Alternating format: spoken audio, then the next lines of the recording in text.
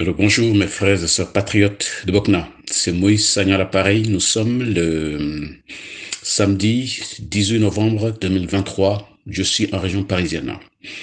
À la suite de la comédie judiciaire qui nous a été servie hier au sein de la Cour suprême à Dakar, je souhaiterais apporter une petite contribution dont l'objectif est premièrement de rendre hommage aux patriotes que vous êtes. Parce qu'en effet, vous n'avez jamais eu de cesse de lutter avec abnégation pour notre Sénégal, pour un Sénégal nouveau.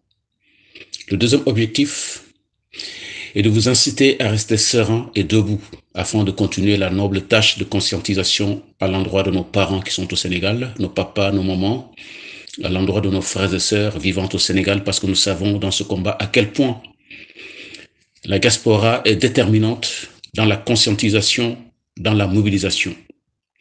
Cela dit, au regard de la gravité de la situation politique à laquelle nous faisons face en ce moment au Sénégal, mon intervention comportera aujourd'hui une forte et haute dimension spirituelle. Mes frères et sœurs, quelle est donc la situation de notre pays? Ousmane Sonko, en cherchant à présider le Sénégal, nous a apporté un projet de société censé améliorer le présent, mais surtout l'avenir de notre pays au bénéfice de nos enfants.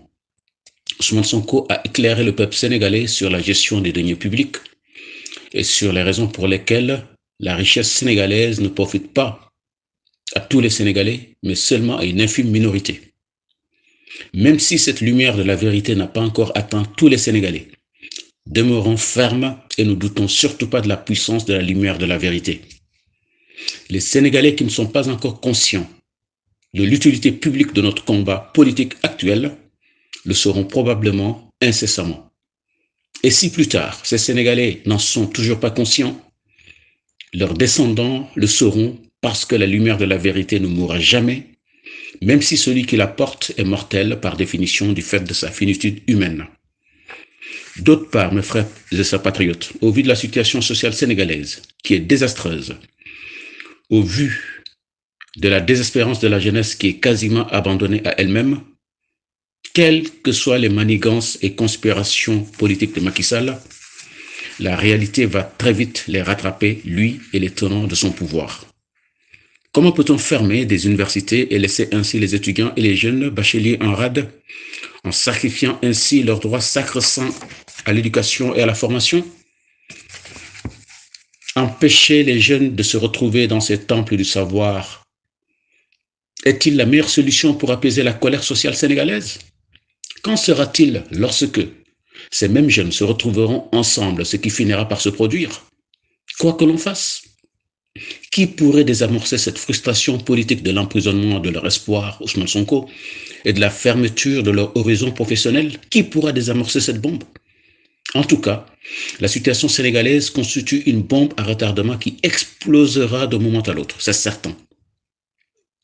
Mes frères et sœurs patriotes, le plus rassurant dans notre combat politique, c'est le fait de savoir qu'Ousmane Sonko n'a pas été incarcéré à la suite d'un délit qu'il aurait commis, mais tout simplement par le fait d'un État qui refuse de faire respecter la justice, un État qui refuse de nous loger, elle m'enseigne, en tant que citoyen sénégalais. Je répète, Ousmane Sonko n'a pas commis d'assassinat, n'a pas commis de viol, n'a pas été condamné pour meurtre, n'a pas été condamné pour détournement du denier public, ni pour viol. Ça, c'est très important. Donc, restons sereins et encore beaucoup plus déterminés que par le passé.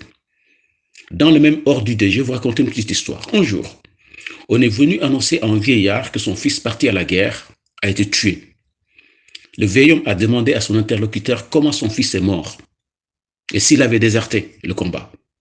Quand on lui a appris que son fils est décédé, les armes à la main, en combattant vaillamment pour sa patrie, le père a dit, tout en sachant que c'était son fils unique, « Je suis satisfait parce que mon fils est mort debout, parce que mon fils est mort en homme, parce que mon fils est mort comme il se doit. Donc, mon fils n'a pas perdu sa vie, il vit pour toujours parce qu'il est devenu un héros. Par conséquent, pour revenir à Ousmane Sonko, sachant qu'il n'a pas perdu son combat, non seulement parce qu'il est retenu de manière indue, de manière illégale, de manière injustifiée, mais surtout parce que même en prison, Ousmane Sonko continue de se battre.